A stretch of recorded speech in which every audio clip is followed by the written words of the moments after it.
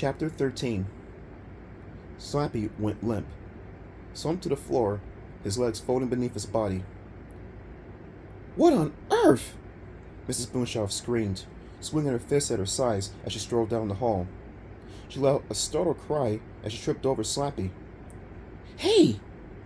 She picked up the dummy and tossed him out of the way. Then she burst into Stella's room. Break it up! Break it up, both of you! Not another word!" It took her a long time to get both girls to calm down. "Look at my room! Look at it!" Georgia wailed. She grabbed her mother with both hands and pulled her across the hall to the doorway of her room. "How did he get over here?" she wondered out loud, stepping over Slappy. Mrs. Boonshoff gasped and raised a hand to her forehead when she saw the horror of George's room. "It wasn't me! It wasn't me!" Stella chanted.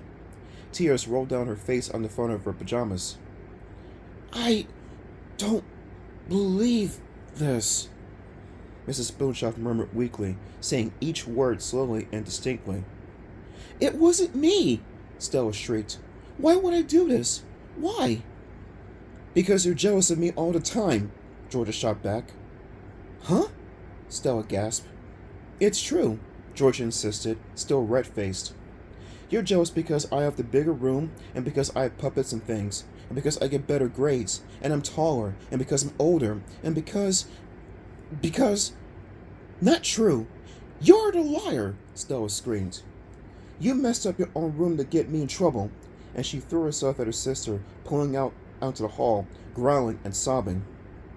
"Stop it! Stop it!" Mrs. Boonshoff hurried to pull them apart. "You're both going to clean up George's room," she declared. "I don't care if it takes a week." She turned to Georgia. "And you better call your friend Allison. You will not be going to her birthday party today. You'll be at home cleaning." But, Georgia sputtered. "That's so unfair!"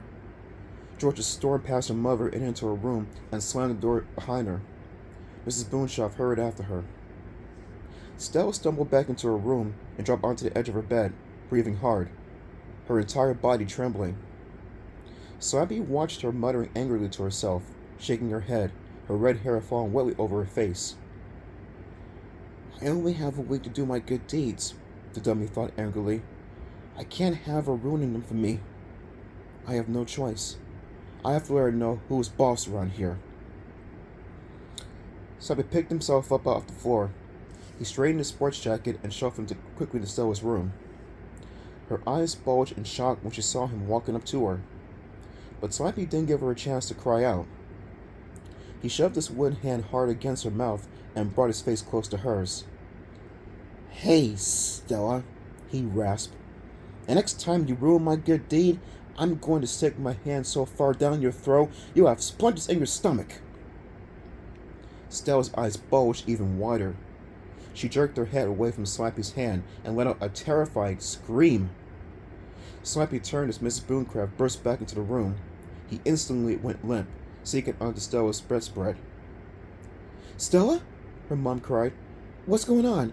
What are you doing with George's dummy?"